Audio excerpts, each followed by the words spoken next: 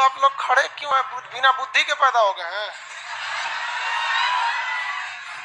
मतलब यार किस किस दुनिया के ये आदमी है? सब इंतजार करता है ऐसे कि सर आएंगे, गरियाएंगे, हम बैठ जाएंगे। बैठो जल्दी है, बोरा लेके आओ तो टाइम से आया करो। फर्स्ट क्लास वाले लोग, जितना लोग ध्यान से समझिए, जितना हॉल नंबर 1, 2, 3, 4 यहाँ पटना वाले आप लोग जो ऊपर बैठने वाले हैं ना, हॉल नंबर 1 और 2 वाला, वो इस साइड वाली सीढ़ी का यूज नहीं करेंगे। जो पीछे से सीढ़ी है ना, वो केवल चढ़ने के लिए। और गर्ल्स इसी सीढ़ी से चढ़ेगी, इसी से उतरेगी। इस सीढ़ी पे अगर किसी को हम चढ़ते देखती हैं बॉयज में, चाहे उसको हॉल नंबर 2 में जाना है, सबसे ज्यादा डिस्टर्ब करता है हॉल नंबर 2 वाला। आई फाड़ देंगे रसीद, आई कार्ड वगैरह, फिर दोबारा एडमिशन लेना पड़ेगा। जब आपको 2 रास्ते दिए गए हैं, एक चढ़ने एक उतरने के लिए, बेवकूफ उसी से चढ़ेगा उसी से उतरेगा, उसका खोजेगा खान सर हमारा व्यवस्था रखे बढ़िया से। इसलिए आपको यहाँ आपको जब एडमिशन जितना लोग लेते हैं ना, चाहे लाइव वाले हैं चाहे ऑनलाइन वाले हैं, लोग सब लोग को एक ही बात कहते हैं, यहाँ आपको सुविधा के नाम पे कुछ नहीं मिलेगा। आपका कोई फोन नहीं उठाएगा यहाँ पे, भले इंक्वायरी पे 2 नंबर दिया गया रहता है। This is only formality. यहाँ कुछ भी नहीं मिलेगा। आपको पढ़ाई में कोई समस्या नहीं आएगी, बाकी आपको कुछ नहीं याद मिलेगा, ना ही आपको बैठने के लिए सीट, ना कुछ, ये सब समस्या है। तो ये पहले दिन है, आपको थुराने कुछ आने की आदत है तो ही सही है, बाकी दिक्कत हो जाएगा। बाकी लाइव वाले साहब लोग गुड मॉर्निंग, बैठिए। ये centre Bihar Sharif centre number 1। अब बबनी लोग जल्दी बैठो, टाइम से आया कीजिए, बीच में टहलेगी लेट से आके, महिला है हम। गेट बंद कर दो जी।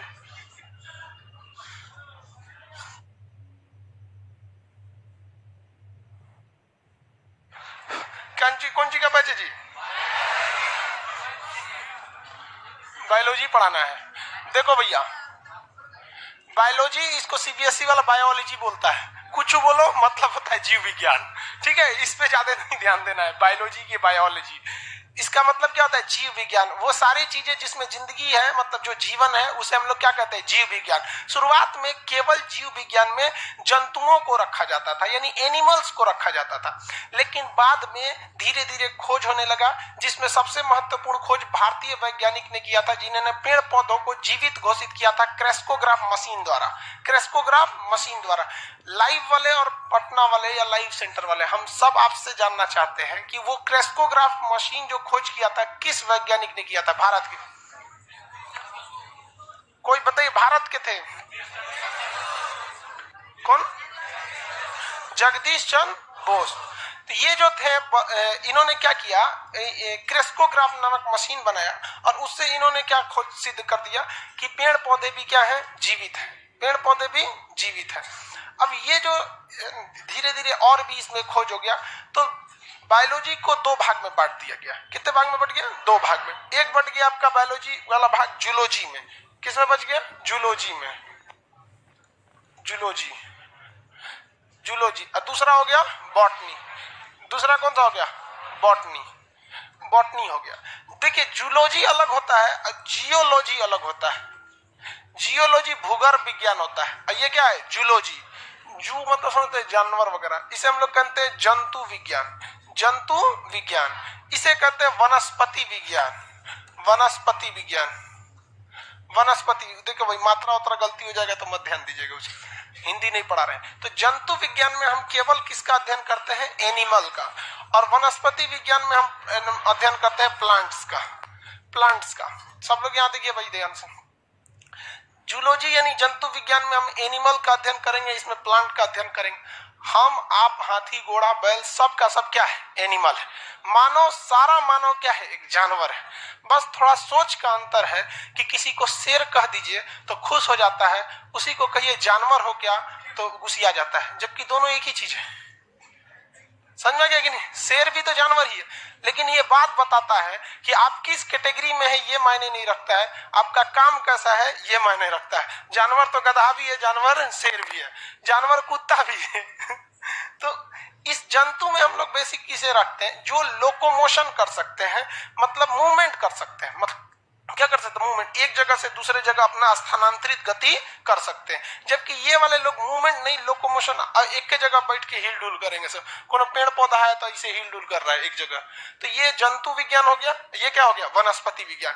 देखिए सॉरी उल्टा बोल दिया क्या, ये जंतु और ये वनस्पति। शुरुआत में बायोलॉजी के बाबूजी किसे कहा जाता है, पता होगा थोड़ा, अरस्तु को। किसे कहते हैं, अरस्तु को कहते हैं। तो शुरुआत में तो बायोलॉजी जूलॉजी को ही माना जाता था। शुरुआत में बायोलॉजी किसे माना जाता था, जूलॉजी को ही माना जाता था। इसलिए जूलॉजी के भी फादर किसे कहा जाता है, अरस्तु को ही कहा जाता है।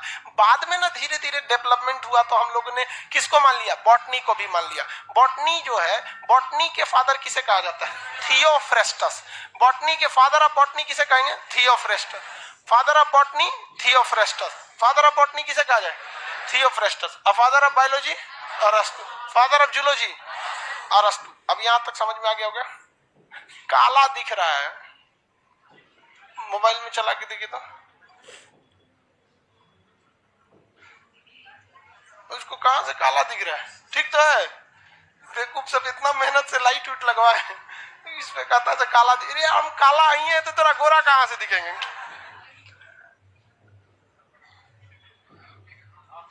अजीब हाल है। इसको काला आदमी काला नहीं दिखेगा तो कैसे दिखेगा। सीबीएसई वाला होगा, अपने ऐसा मास्टर खोज रहा है। बाकी तो हिंदी मीडियम वाला कर रहे सर एकदम ठीक है। चलो भैया अब आगे देखते हैं। बायोलॉजी को हम लोग स्टार्ट कहां से कर सकते हैं, दो रास्ते हैं। आप बॉटनी से भी कर सकते हैं, जूलॉजी से भी कर सकते हैं, कोई फर्क नहीं पड़ता है, ठीक है। तो यहां हम लोग स्टार्ट करेंगे जूलॉजी से, यानी जंतु विज्ञान से। जंतु विज्ञान में सबसे पहला चैप्टर आता है सेल। सेल यानी कोशिका। सेल मतलब क्या होता है, कोशिका। शरीर की सबसे छोटा अंग कौन सा है, गलत है। शरीर का सबसे छोटा अंग सेल नहीं है, न्यूक्लियस वो भी नहीं है। देखो भाई चलिए आगे चलते हैं, इसको समझते चलते हैं। कोशिका जो है ये शरीर का सबसे छोटा वह अंग है जो हर एक काम को कर सकता है।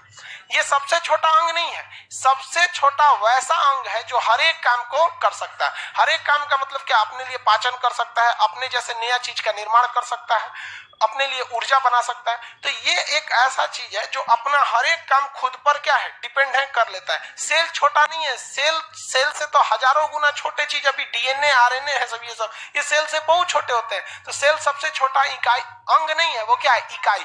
इकाई उसे कहा जाता है जो हर एक काम को कर सकता है, हर एक काम को कर सकता है। जैसे कोई हॉस्पिटल देखेंगे तो लिखा होगा हड्डी के हॉस्पिटल, देखते होंगे ना, आंख का हॉस्पिटल, तो वो पूरा यूनिट नहीं है। लेकिन कुछ ऐसे जैसे पीएमसीएच।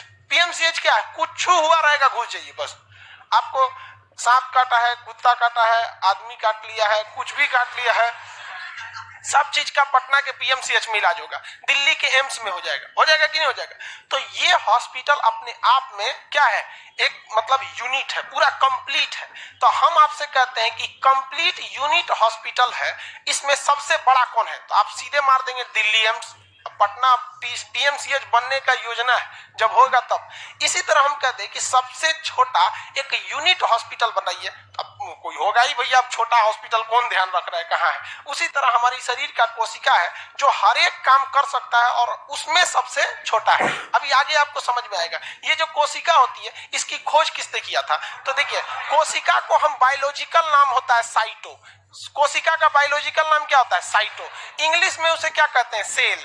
हिंदी में उसे कोशिका, बट बायोलॉजिकल नेम उसे क्या कहा जाता है, साइटो कहा जाता है। ये बुनिया बंद कर दो कॉपी किताब,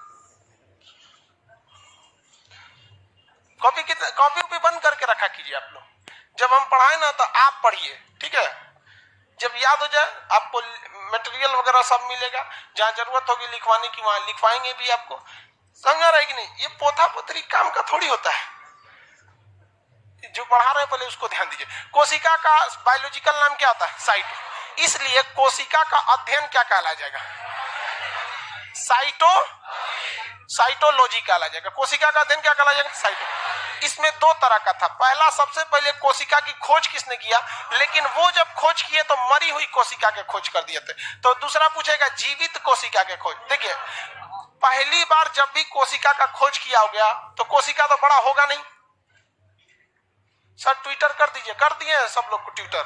हम सुबह उठते ट्विटर कर रहे थे, सब लोग ट्विटर करते रहना भाई। सब लोग अभी यहाँ पे भी ट्विटर हो जाएगा भाई, आप उसका टेंशन नहीं लीजिए। ब्लॉक है, किसका ट्विटर अकाउंट ब्लॉक है? तुम्हारा कैसे ब्लॉक हो गया? उल्टा सीधा बोलता होगा कुछ। हाँ हाँ क्या हो गया? 10-15 रीट्वीट तुम्हारे ब्लॉक कर दिया। अरे भाई साहब, ट्विटर कभी कभी करते। खैर अब मेन टॉपिक पे आते हैं। रॉबर्ट हुक ने खोज किया था। कोशिका की खोज किसने किया? Robert Hooke. किसी भी छोटे चीज को किस चीज से पकड़ के निकाला जाता है? हुक से। देखते हैं कोई कोई छोटा चीज हो जाता है उसे किस चीज से निकाला जाता है? हुक से। कभी कभी कानून में खोटी उटी हो जाता है तो डॉक्टर से नहीं वो हुक से निकाल देता है, रख ले रहता है चिमटा। तो उसी तरह छोटे चीज को किससे निकाला जाता है? हुक से। तो याद कैसे रखेंगे? कोशिका की खोज रॉबर्ट हुक, रॉबर्ट हुक। लेकिन जीवित कोशिका की खोज Antony von Leeuwenhoek, Antony von Leeuwenhoek. बस हॉक याद रखिए ना, हुक हॉक। खोज मरल कोशिका खोज हुक, जीवित का Antony von Leeuwenhoek, Antony von Leeuwenhoek, Antony von Leeuwenhoek. इन्होंने देखा कि शरीर की सबसे छोटी इकाई कोशिका है। कोशिका का अध्ययन साइटोलॉजी कहलाता है। कोशिका की खोज करता रॉबर्ट हुक थे, लेकिन जीवित कोशिका की खोज एंटोनी वॉन लीवेनहॉक ने किया था। लेकिन इन लोगों ने कोशिका खोज कर चले गए। अब लोगों ने पूछा कि भैया ये कोशिका का करना क्या है, तो किसी को कुछ पता ही नहीं कि करना क्या है। तब आए थे स्लाइडेन एवं स्वान, नाम था उनका स्लाइडेन एवं स्वान। उन्होंने कोशिका सिद्धांत दिया। पूरा नाम क्या दोनों लोग का? स्लाइडेन एवं स्वान। स्लाइडेन एवं स्वान ने कोशिका का सिद्धांत दिया और कहा कोशिका के सिद्धांत में कि पूरा शरीर कोशिकाओं से मिलकर बना है। ये कोशिका जो है ये शरीर की इकाई है, इसी से कोशिका मिलकर बना है। जिस तरह से बूंदिया जो होता है, बुनिया, छोटा छोटा बुनिया सान के बना के और उसको गुलिया दीजिए तो क्या बन जाता है? लड्डू। क्या बन जाता है? लड्डू। वैसे ही छोटी छोटी लड्डू के लिए कोशिका क्या हो जाएगा? बुनिया। लड्डू के लिए कोशिका बुनिया, उसकी इकाई वही हो जाएगा। जिस तरह ये क्लासरूम किससे मिलकर बना है? आप लोगों से मिलकर बना है। तो इस क्लासरूम की इकाई कौन हो जाएंगे? आप हो जाएंगे। आप लोग समझ बोलता है बच्चे लोग, बच्चा है तुम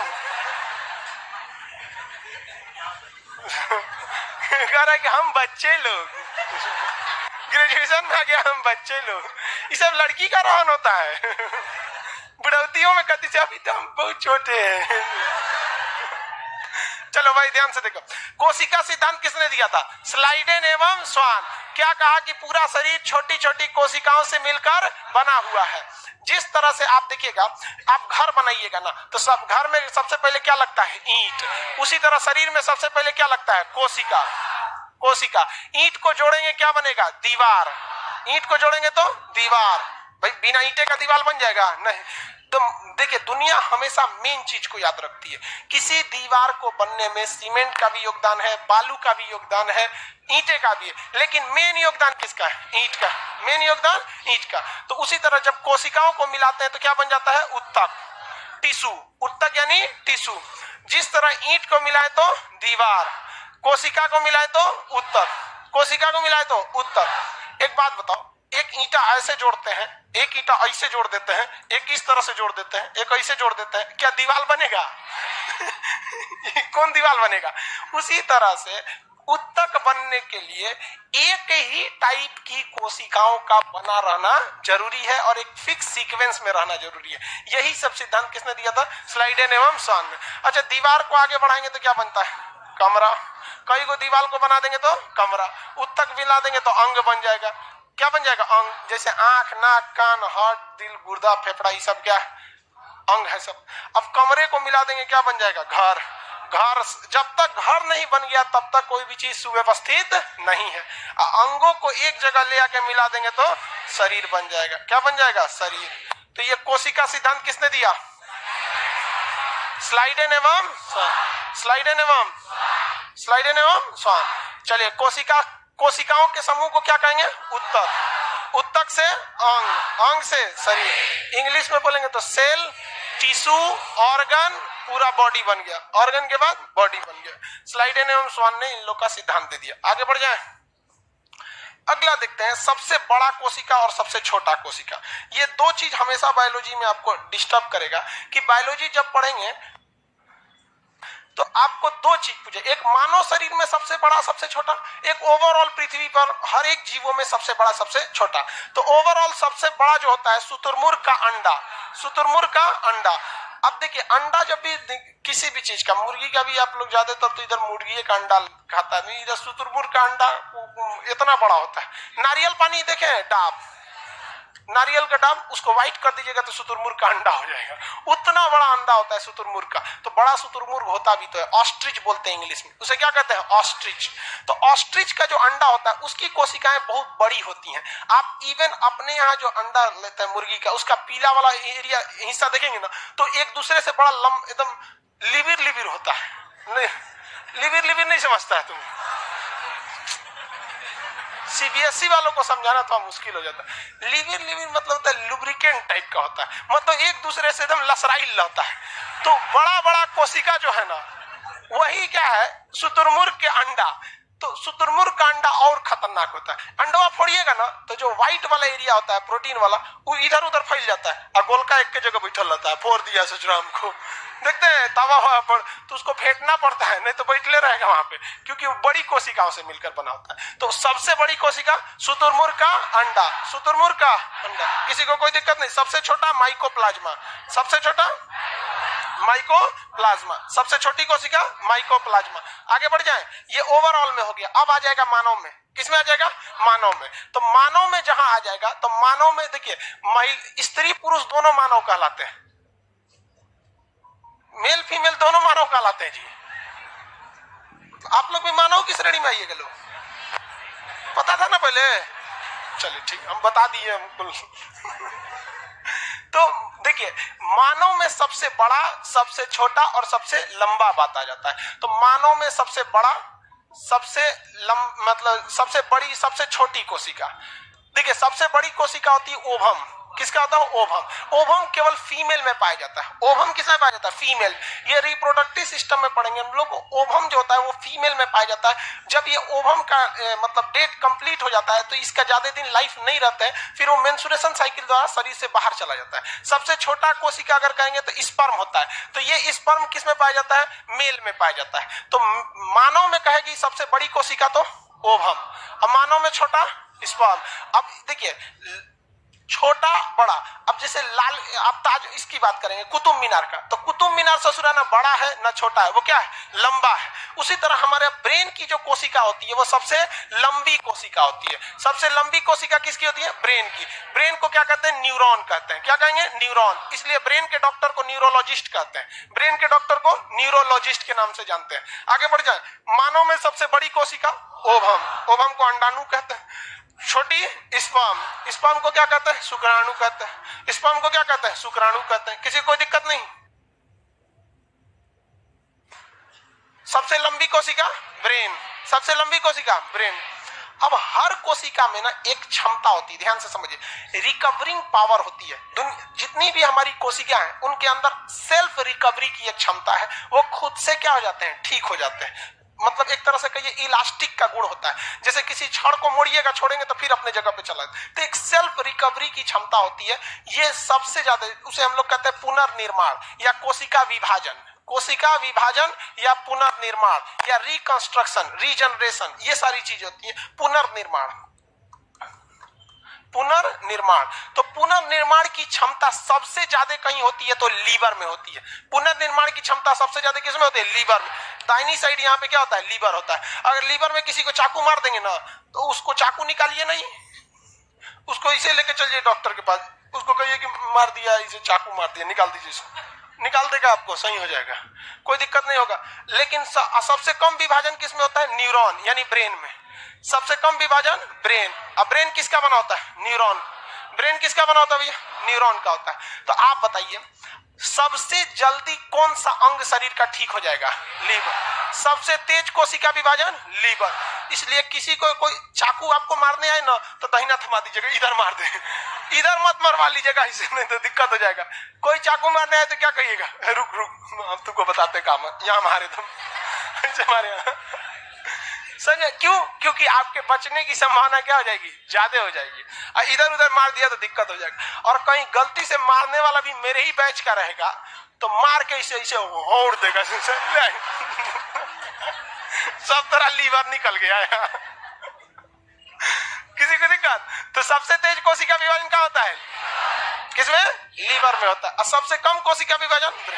इसका मतलब अगर लीवर पे चोट लगेगा तो बहुत जल्दी ठीक हो जाए, अब ब्रेन पे चोट लग गया तो ठीक है नहीं होगा, ठीक होगा ही नहीं, उसमें कोशिका विभाजन होती ही नहीं है। कहेगा कि जन्म के बाद कौन सा ऐसी कोशिका जिसमें विभाजन हुआ ही नहीं है? ब्रेन में। किसमें? ब्रेन में। उसमें कोशिका विभाजन नहीं होता है। इसलिए किसी को एक लाठी हुमच के मार दीजिएगा ना तो तनी मनी मारिएगा तो ऊपर का चमड़ा रोक लेगा, और हुमच दीजिएगा तो खोपड़िया रोक लेगा, और तनी बढ़िया से हुमच देंगे तो खोपड़िया फूट के अंदर एक मेम्ब्रेन होता है जिसे मेनिंजाइट कहते हैं, और वही डिस्टर्ब हो जाएगा तो मेनिंजाइटिस हो जाएगा। और जबरदस्त हुमच दिए और अंदर जो भेजा है, भेजा यानी जो न्यूरॉन है वहां तक पहुंच गया ना तो काम खत्म। ब्रेन हेमरेज, ब्रेन डेड कुछ भी हो सकते हैं आप लोग। तेरे नाम मूवी देखे? मारता है उसको चोट कहां तक चल जाता है? अंदर तक, ले गायब हो गया। गजनी देखे? हाँ?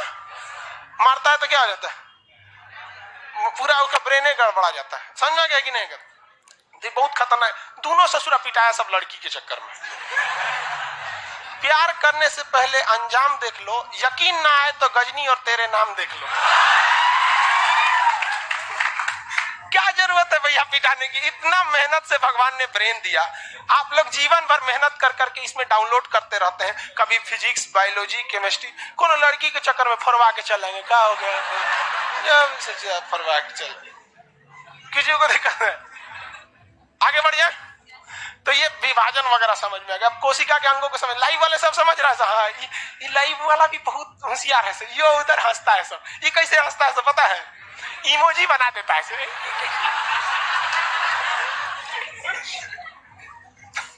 डिजिटल इंडिया में भी हंसी नहीं बर्दाश्त होती है। गुस्सियाएगा तो लाल रंग का भौकाल बना दी गई।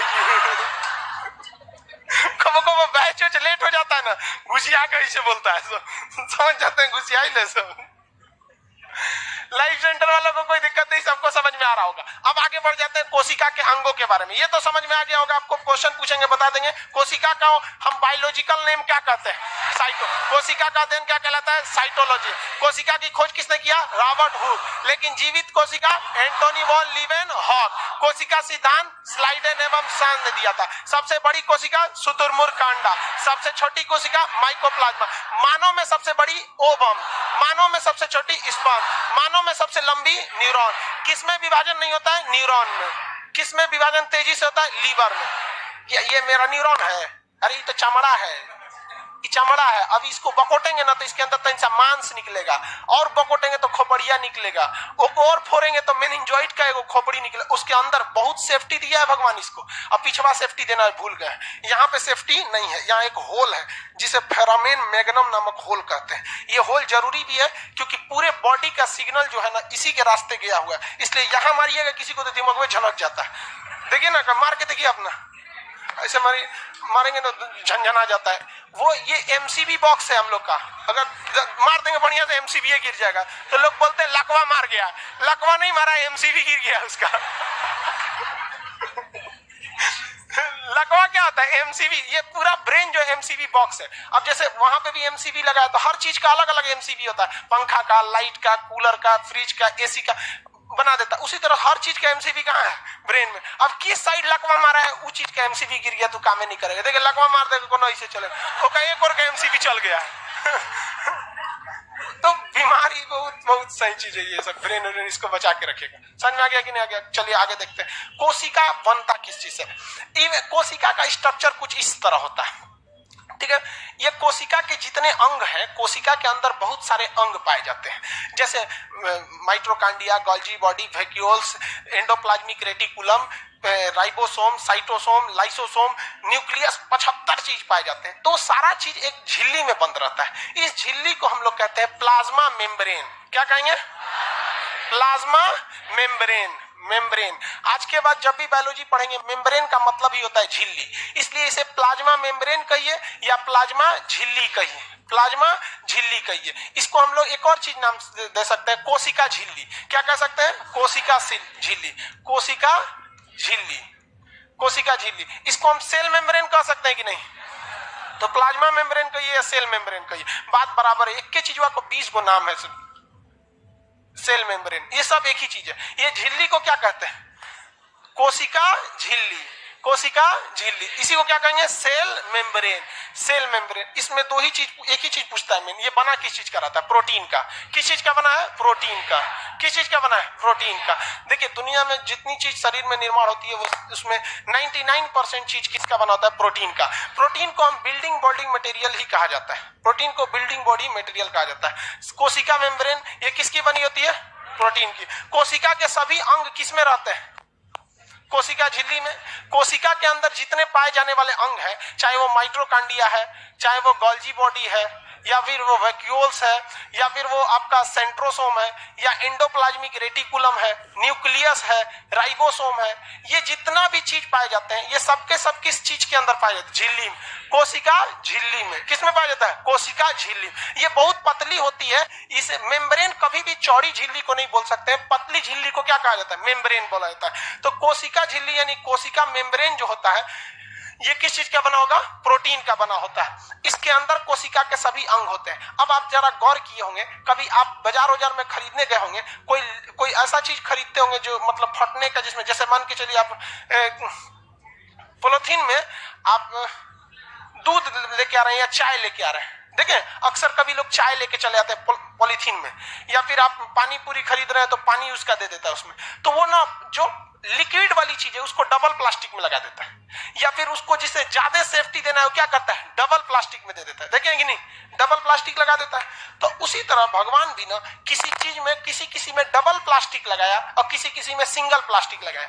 जितने जानवर थे भगवान ने उन जानवरों को दो चीज दिया, जिसको किसी बुद्धि और मोटी चमड़ी की परत। जैसे कुत्ता, देखिए कुत्ता कोई आदमी की तरह बुद्धि, जैसे आदमी को तो बुद्धि है तो वो अपनी कोशिकाओं को कपड़ा द्वारा ढक लेगा, देखते हैं कि नहीं? आदमी गजब कपड़ा पहनता है, ठंडी के लिए अलग, गर्मी के लिए अलग, बरसात में चिमकी ओढ़ के जाता है, वो रेन कोट बोलता है उसको, सीबीएसई वाला सब रेन कोट बोलता है ऐसे, और चिमकी ओढ़ लेता है ऐसे।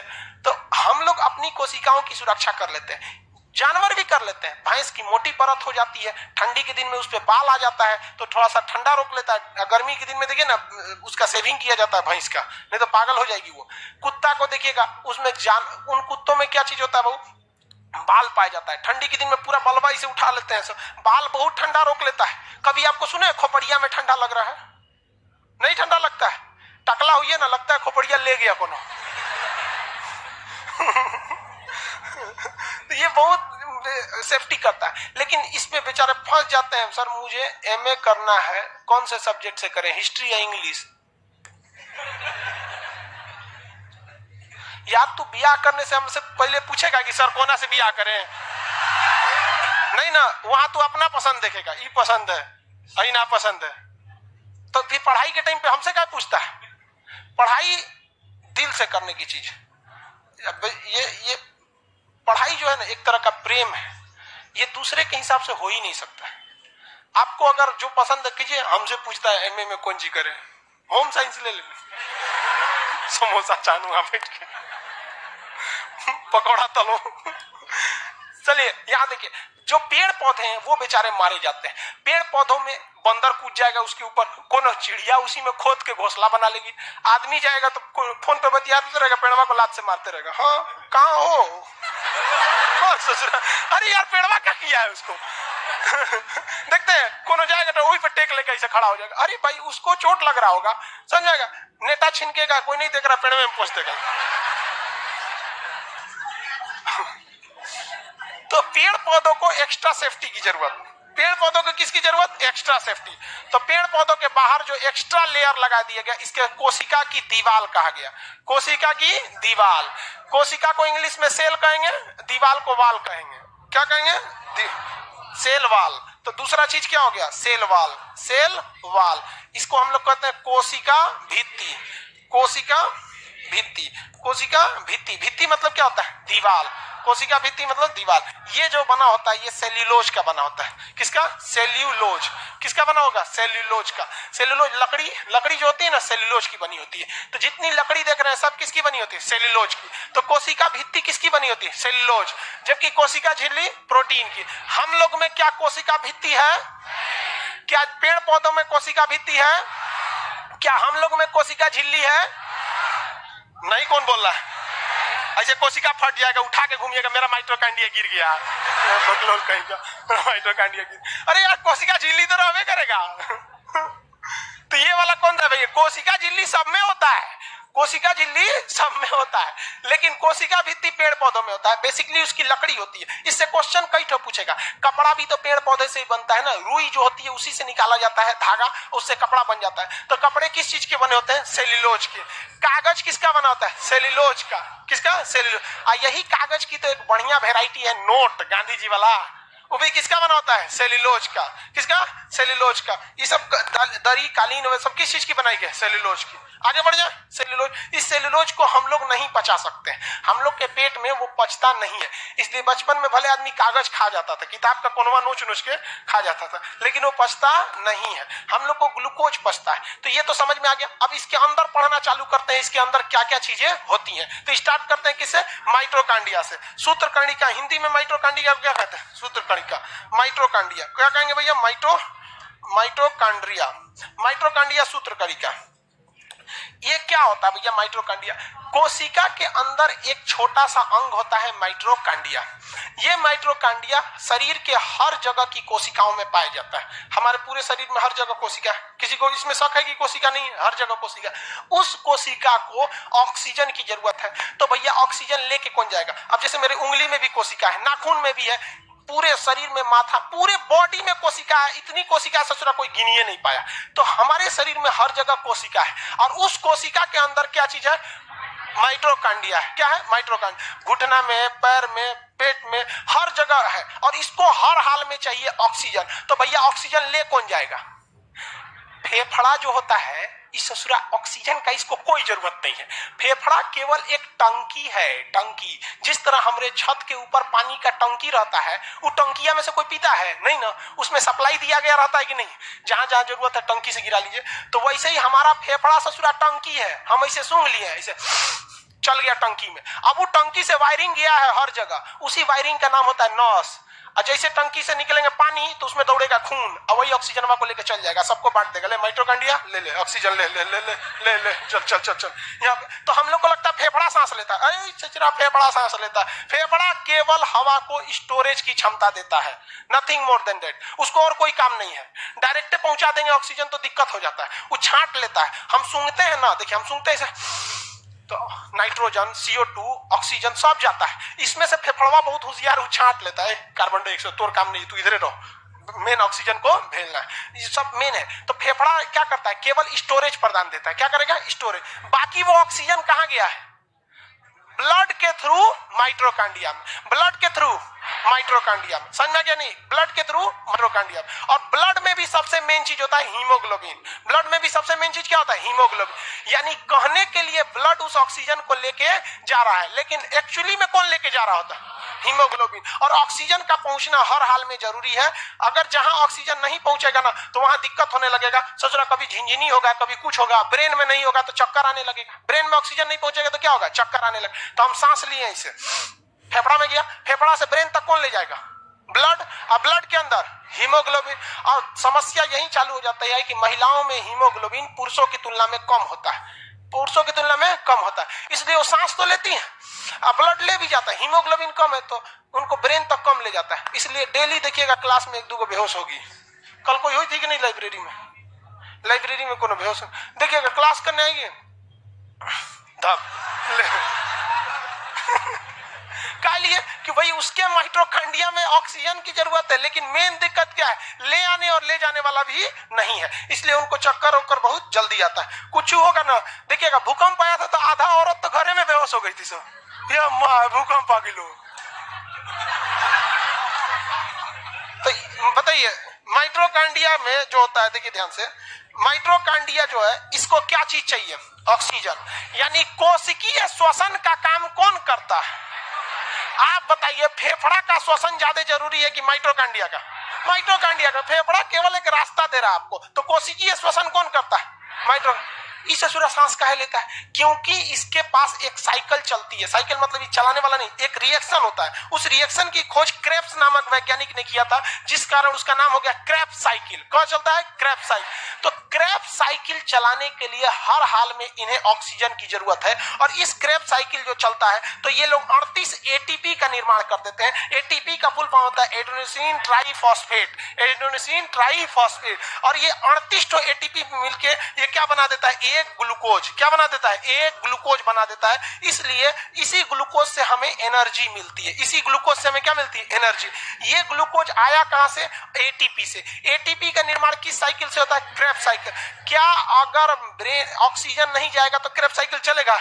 एटीपी बनेगा, ग्लूकोज बनेगा, ऊर्जा मिलेगी? नहीं मिलेगी। इसलिए हर हाल में आपको जरूरत किस चीज की है? ऑक्सीजन की। इसलिए जैसे सांस थमेगा ना, सांस जैसे रुक गया, फेफड़ा में सांस खत्म, सांस रुक गया, समझिए ऑक्सीजन जाना बंद, क्रेब्स साइकिल बंद, एटीपी नहीं बनेगा, ग्लूकोज नहीं होगा। इसलिए कोई आदमी मर जाता है, सांस बंद हो जाता है ना उसका, तो उसको कहिएगा चचा उठिए, नहीं उठेगा। क्यों? ग्लूकोज नहीं बन रहा है उसके अंदर, ग्लूकोज उसके अंदर नहीं बन रहा है। उठ गया तो और दिक्कत है, किसी को दिक्कत नहीं है। तो कोशिका का पावर हाउस किसे कहते हैं?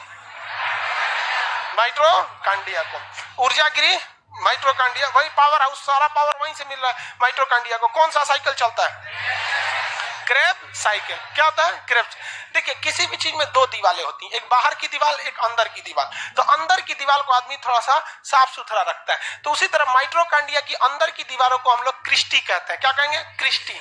सृष्टि नहीं, सृष्टि तो पूरा विश्व हो जाएगा, ब्रह्मांड। सृष्टि, सॉरी क्रिस्टी, क्रिस्टी, सृष्टि तो पूरा दुनिया हो जाएगा, तो वो क्रिस्टी कहते हैं। इसे क्या कहते हैं? क्रिस्टी। क्रिस्टी। माइटोकांड्रिया की आंतरिक दीवारों को क्या कहते हैं? क्रिस्टी।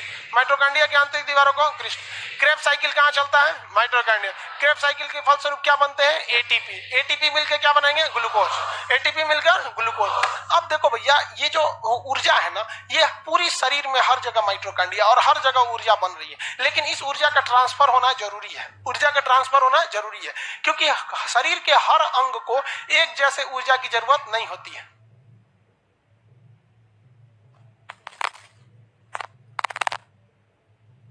बांका वाले भाई साहब आप तो कैमरे में एकदम घुस गए हैं। चलिए देखिए ध्यान से, तो हम लोग के शरीर में ऊर्जा का ट्रांसफर होना जरूरी है। जैसे हम जो पढ़ा रहे हैं, तो हमको ज्यादा ऊर्जा की जरूरत ब्रेन और किसको है? जीभ को है। ज्यादा जरूरत किसको है? ब्रेन और जीभ। बाकी पैर के माइटोकांड्रिया में जो ऊर्जा है, क्या उसकी जरूरत ज्यादा हमको है? नहीं है। लेकिन अगर कोई अभी दौड़ रहा होगा, धावक होगा, तैयारी वगैरह कर रहा होगा वैकेंसी वगैरह की, तो उसको ज्यादा जरूरत किसकी है? पैर में। पैर में कोई हथौड़ी से पीट रहा है उसको, हाथ के। कोई महिला अभी रोटी बेल रही होगी, ले समझ आ गया कि नहीं आ गया? उसको भी किसकी जरूरत है? हाथ में जाते। तो ट्रांसफिकेशन चाहिए, यहां से वहां, यहां से वहां ले जाना है। जहां जरूरत है वहां क्या कर दो? ट्रांसफर कर दो। अब हमको सुबह से शाम तक जीभ का जरूरत है। पता चला अगर पैर की ऊर्जा हमको जीभ तक नहीं आई, या फिर हमको बाकी जगह के माइटोकांड्रिया ने उस ऊर्जा को ट्रांसफर नहीं किया, तो हमारा 2 घंटा बाद जीभ जो डाउन हो जाएगा, माइटोकांड्रिया का स्पीड कम हो गया। समझ में आ रहा है कि नहीं आ रहा है? जो ट्रांसफर जरूरी है ना, ले आओ इधर उधर से, नहीं तो जो जहां का अगर मान के चलिए हम लोग की तरह तुम्हारा माइटोकांड्रिया हम अपने ऊर्जा नहीं देंगे, तुम अपना नहीं देंगे, तो ये ऐसे हो जाएगा तो दिक्कत हो जाएगा। तो ये ट्रांसफिकेशन का काम कौन करता है? Golgi body. कौन करता है? Golgi body. ऊर्जा का ट्रांसफिकेशन वगैरह का काम कौन करता है? Golgi body. इसकी खोज कैमिलो गोल्जी ने किया था। किसने किया? Camillo Golgi. आप लोग भी खोज कीजिएगा, अपने नाम पर रख दीजिएगा। सच में आ गया कि नहीं? लेकिन हम लोग तो खोज नहीं किए। भारत वाला क्या खोज किया? गोल लिट्टी, चपटा लिट्टी, आग वाला लिट्टी, तेल वाला लिट्टी, चोखा, रसगुल्ला, चमचम, राजभोग, बर्फी, आई सब कौन सब मतलब नहीं रहता हम लोग को। चलिए आगे बढ़ जाते हैं। इसके बाद आता है वैक्यूल्स। क्या आता है? वैक्यूल्स। देखिए हमारे शरीर में 65% जल है। कितना है? 65% जल। बट ये डायरेक्ट पानी के फॉर्म में नहीं है। जैसे हम लोग दिन भर में लगभग 6 लीटर से 8 लीटर पानी पीना चाहिए, लेकिन हम डायरेक्ट पानी नहीं पीते, उसे कई फॉर्म में पीते हैं। जैसे चावल खाते हैं उसमें भी पानी रहता है, दाल पीते हैं उसमें भी रहता है, दूध जो हम लोग पीते हैं उसमें भी पानी रहता है। 100% वो दूध थोड़ी है भाई, गाय जो दूध पानी पी है उस पानी का फॉर्म वो दूध के रूप में है। तो हम लोग के शरीर में 65% जल है, तो इसका मतलब ये नहीं कि 65% जल का मतलब कोई 100 किलो का आदमी है उसको ऐसे कहीं छेद कर दीजिएगा तो 65 लीटर पानी गिरेगा, गिर गया यहाँ पे। अरे यार वो आदमी है, पानी टंकी थोड़े है। उसका पानी अलग अलग फॉर्म में है। ब्लड में भी पानी होता है, माइट्रो हर जगह पानी होता है। लगभग कितना परसेंट पानी? 65। अब ये पानी स्टोर कहाँ है? कहाँ स्टोर होगा? पानी कहीं ना कहीं स्टोर होगा कि नहीं होगा? हाँ, किसमें? वैक्यूल्स में पानी रहता है। देखिए वैक्यूल्स जो होता है ना, ये मेनली पानी को स्टोर करके रखता है। छोटे छोटे कोशिका हमारे शरीर में असंख्य कोशिकाएं हैं, लाखों करोड़ों में है, और उन करोड़ों कोशिकाओं के पास क्या है? वैक्यूल्स। इसे हिंदी में कहते हैं रसधानी। क्या कहते हैं? रसधानी। क्या कहते हैं? क्या कहेंगे भैया उसको? रसधानी। तो पानी कहां जाके स्टोर रहता है? उसी में। अब छोटा छोटा छोटा छोटा करके हर जगह पे क्या है? आपका पानी स्टोर है। नहीं तो इन्हें कि एक के जगह थैली में स्टोर है। पता चले एक जगह 5 लीटर पानी स्टोर है तो करवट लेटेंगे तो पनिया इनने चल आएगा, डक डक डक डक बोलने लगेगा, नहीं देख डिस्टर्ब हो जाएगा ना पानी। थाली में कभी पानी लेके देखिए ना तो डिसबैलेंस हो जाता है वहां पे। तो पानी एक जगह नहीं है, कहां पर है वो? वैक्यूल्स में। किस में है? वैक्यूल्स। और वैक्यूल्स तो हर जगह है सब, शरीर के हर जगह क्या है? सब वैक्यूल्स है सब। शरीर में कितना परसेंट पानी है? 65। अगर आपके शरीर में 1%, कितना परसेंट? 1% पानी की कमी हो गई तो आपको प्यास लगने लगता है। क्या लगने लगता है? प्यास। 2% हो गया तो और तगड़ा प्यास, 3% हो गया तो और 5% हो जाता है तो देहात में बोलते हैं एकदम तरास गए हैं। अब 10% पानी की कमी हो गई तो चल जाएंगे, मर जाएंगे। शरीर में अगर 10% पानी की कमी हो गई, डिहाइड्रेशन से आप क्या हो जाएंगे? मर जाएंगे यहाँ पर। इसलिए पानी का रहना शरीर में बहुत जरूरी है। लूज मोशन जब होता है इंसान को, दिन भर में 4 बार 5 बार अगर लूज मोशन हो गया तो बॉडी से वाटर की मात्रा रिलीज होने लगती है। इसलिए डॉक्टर कहता है कि सोचो पानी कम हो गया, ग्लूकोज और नमक चीनी पानी घोल के पीना पड़ता है। ORS हो गया, दुनिया भर का चीज आता है। अरे ORS वगैरह ये सब चीज वो है, आप खुद से भी क्या कर सकते हैं? चीनी पानी नमक हल्का सा मिला सकते हैं। 80% चीनी 10% नमक पानी में क्या कर लीजिए? घोल लीजिए और पी लीजिए। आपको क्या मिल जाएगा? ग्लूकोज मिल जाएगा। तो बताइए वैक्यूल्स का मेन काम क्या? वैक्यूल्स को हिंदी में क्या कहते हैं? गोल्जी बॉडी का मेन काम क्या है? ऊर्जा परिवहन। किसने खोज किया? Camillo Golgi. ATP का निर्माण कौन करता है? माइटोकॉन्ड्रिया। किस साइकिल द्वारा? Krebs cycle. आंतरिक श्वसन का काम कौन करता है? आंतरिक श्वसन का काम माइटोकॉन्ड्रिया। माइटोकॉन्ड्रिया की आंतरिक दीवारें क्रिस्टी कहलाती हैं। क्या कहलाएंगी? क्रिस्टी। आपसे क्वेश्चन पूछते हैं, वैक्यूल्स जो होते हैं वो पेड़ पौधों में पाए जाएंगे या मानव में पाए जाएंगे? हाँ भैया दोनों में। हाँ दोनों में। किस में पाया जाएगा? दोनों में पाया जाएगा। किसमें? दोनों में। बड़ा किस में होगा? पेड़ पौधों में बड़ा होगा, क्योंकि उनका मुख्य चीज क्या है? पानी है। तो वैक्यूल्स की मात्रा किस में ज्यादा होती है? पेड़ पौधों में। उसमें बड़ी होती है पेड़ पौधों में। अब ये हो गया सेंट्रोसोम। क्या हो गया? सेंट्रोसोम। सेंट्रोसोम का काम होता है दोनों में। वेरी गुड, सब लोग दोनों में। सेंट्रोसोम जो होता है इसका काम होता है कोशिका का विभाजन करना, सेल डिवीजन। क्या करना है? Cell division. देखो बाबू ध्यान से समझो, आप जब आप पढ़ते हैं, कोई भी सब्जेक्ट पढ़ते हैं, ऐसा नहीं है कि आप GS पे ध्यान देंगे तो आपका रिजल्ट हो जाएगा। आपके लिए हर सब्जेक्ट इक्वल मायने रखते हैं। एक भी सब्जेक्ट लड़खड़ाएगा आपका रिजल्ट नहीं होगा, खास करके ससुरा नॉर्मलाइजेशन के जमाना में। तो इसलिए सबको बराबर रखना है। और सारे सब्जेक्ट में एक ही समस्या होती है, जब पढ़ते हैं तो बहुत मजा आता है, 2 महीना बाद गायब हो जाता है।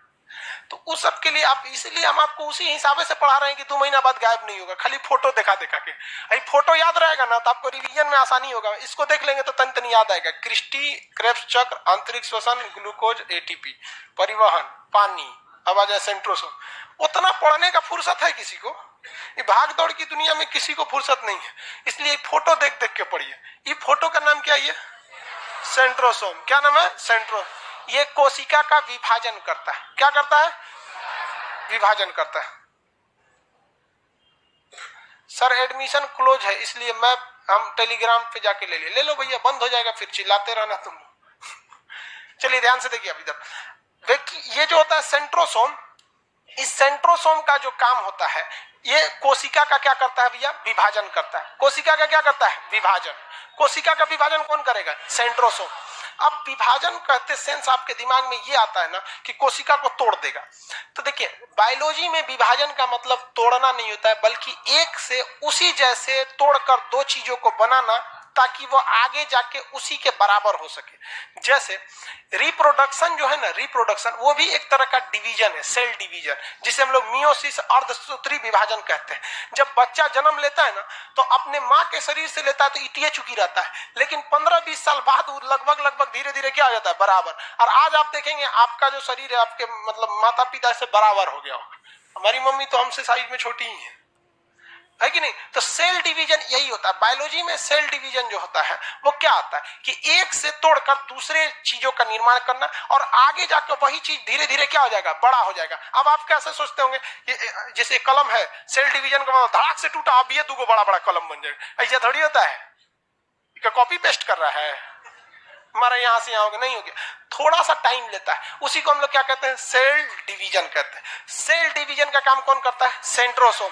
सबसे तेजी से सेल डिवीजन कहां होगा, सबसे तेजी से होगा ही नहीं, हाँ ब्रेन में नहीं होता। कोशिका विभाजन होना जरूरी है या नहीं है? जिसका सेल डिवीजन तेजी से होता है उसके घाव बड़ी तेजी से भरते हैं। शुगर नाम की बीमारी में सेल डिवीजन बहुत ज्यादा इफेक्टेड नहीं होता है, थोड़ा कम होता है, लेकिन वहां घाव बनने की संभावना हो जाती है। इसलिए डॉक्टर ऑपरेशन से पहले आपका क्या चेक कराता है, शुगर।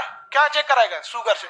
किसी किसी व्यक्ति में ये सेंट्रोसोम बहुत कमजोर होता है। क्या होता है, कमजोर होता है, जिस वजह से उसका कहीं कट पिट जाएगा, घाव वगैरह हो जाएगा, ससुरा जल्दी सही नहीं होगा।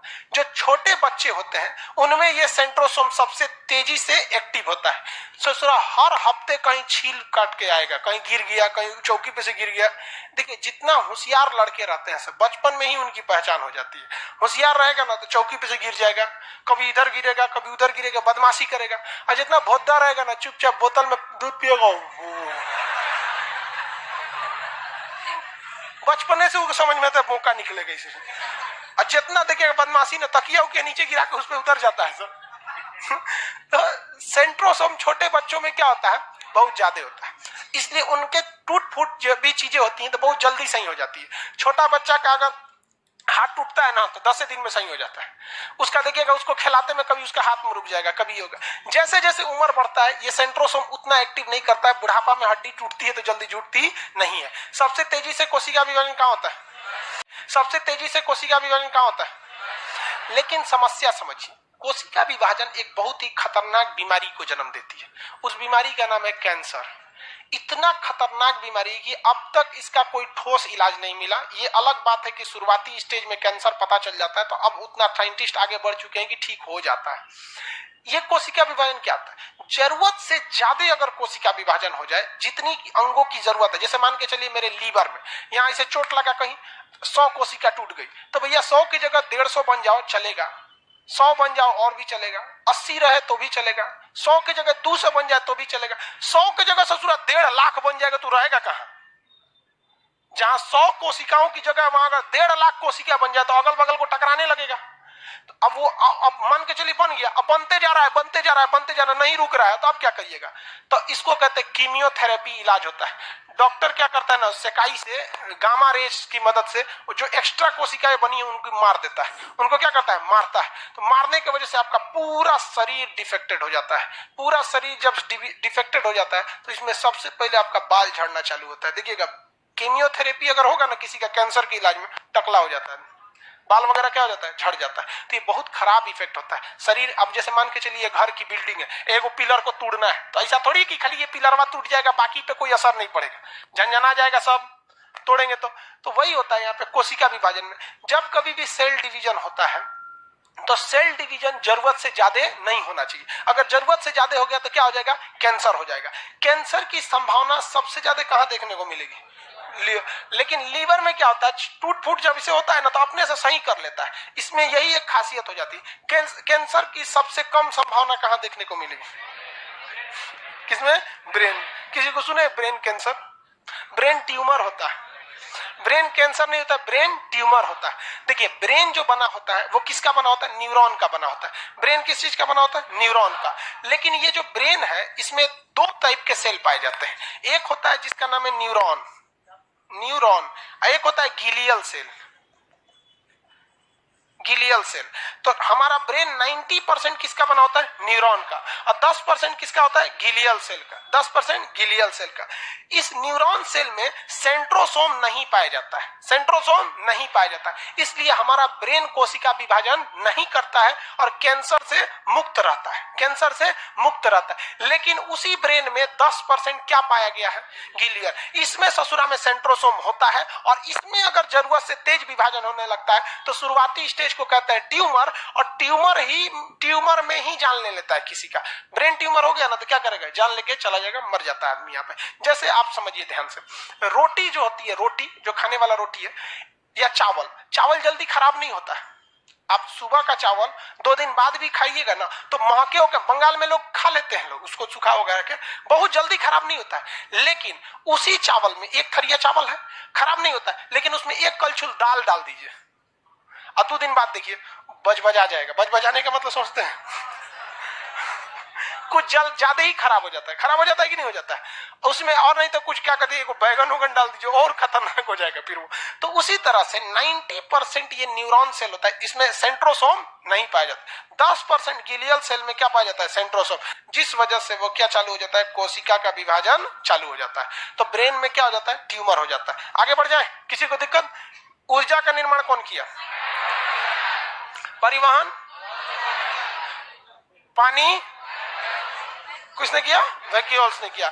और इस कोशिका का विभाजन, कोशिका विभाजन सेंट्रोज, कोशिका विभाजन। अब आता है ईआर। ईआर का मतलब होता है एंडोप्लाज्मिक रेटिकुलम। 4 बार बोलिएगा, याद हो जाएगा। Endoplasmic reticulum, endoplasmic reticulum. क्या होता है? Endoplasmic reticulum, endoplasmic reticulum. समझिए अब क्या होता है। एंडोप्लाज्मिक रेटिकुलम जो है वो कोशिका को फैला कर रखता है। जैसे कोशिका के अंदर वैक्यूल्स है, राजधानी है, ये सारी चीजें। अगर कोशिका पचक गया तो दब के मर जाएगा सब। जैसे एक क्लासरूम है, अगर पचक गया तो आप लोग का क्या हाल होगा? खत्म कहानी आप लोग का हो जाएगा। तो इस क्लासरूम को पचकने से कौन रोक रहा है? ये पिलर जो है सर, क्या है सब? पिलर। पूरा क्लासरूम है किस पे? हवा में। पिलर हटा दीजिएगा तो खत्म कहानी हो जाएगी। ऊपर वाला दीवार से टच में ही नहीं है, ऊपर का जो शेड है वो दीवार से कहां टच में है? सारा का सारा चीज किस पर है? पिलर पर। किस पर है? पिलर पे। अगर पिलर गया चपाक से बैठ जाएगा, सब लोग मर जाएंगे। उसी तरह से ये पूरी कोशिका का पिलर कौन होता है? Endoplasmic reticulum, endoplasmic reticulum. अगर एंडोप्लाज्मिक रेटिकुलम को हटा देंगे तो कोशिका एक गुब्बारा की तरह हो जाएगा, जिसका कोई शेप साइज नहीं रहेगा, कभी इधर कभी इधर। अब गुब्बारा में पानी भर के रख देंगे, क्या वो सीधा खड़ा रहेगा? अजीब हो जाएगा। तो उसी लिए उसमें पिलर लगाया गया। हमारे शरीर में पिलर है कि नहीं है? 206 गो पिलर है। कितना पिलर है? 206, जिसको हम और आप अपनी सामान्य भाषा में हड्डी कहते हैं। क्या कहते हैं? हड्डी। और अगर पिलर नहीं रहेगा ना तो जहां तहां भागने लगेगा। पेट देखते हैं, पेट में हड्डी है नहीं, तो पेट निकल जाता है। जैसे मेरा शुभारंभ हो गया है, पेट वगैरह मेरा निकलना चालू हो गया है। अब देखिएगा किसी किसी का पेट जो निकलता बुझाता है चौताल है, इसे इतना बड़ा हो जाता है पेट। अब उसे जब बिना पिलर का बहुत दिक्कत हो जाता है। मेरा बहुत जल्दी हो जाएगा लग रहा है। नहीं, अभी लॉकडाउन था ना, लॉकडाउन में आदमी घर का खाना मम्मी दबा के खिलाते रहती थी। हर 2 घंटा पे कुछ ना कुछ लेके चली आती खाने के लिए, ये खा लो ये खा लो। अब यहाँ आ गया आदमी, अब टेंशन नहीं है। थोड़ा सा लॉकडाउन में मेहनत भी तो नहीं था ना, इसलिए निकल गया। तो देखिए पेट में पिलर उलर नहीं है तो इसका कोई शेप साइज है नहीं, जहां तहां चल जाता है। अरे कई को का मोटाता ऐसा तो इधर ये होता है, लगता है चूड़ीदार पैजामा है। यहाँ 4 को परत जम जाता है। तो उसी तरह हमारे शरीर का कंकाल कौन होता है? जिस तरह हमारे शरीर को पचकने से कंकाल रोकता है, उसी तरह कोशिका को पचकने से कौन रोकता है? Endoplasmic reticulum. इसलिए कोशिका का कंकाल किसे कहते हैं? एंडोप्लाज्मिक। कोशिका को अंदर से सपोर्ट कौन देता है? Endoplasmic reticulum. विभाजन, पानी, परिवहन, ऊर्जा निर्माण, माइटोकॉन्ड्रिया। किसी को कोई दिक्कत नहीं है? आगे बढ़े।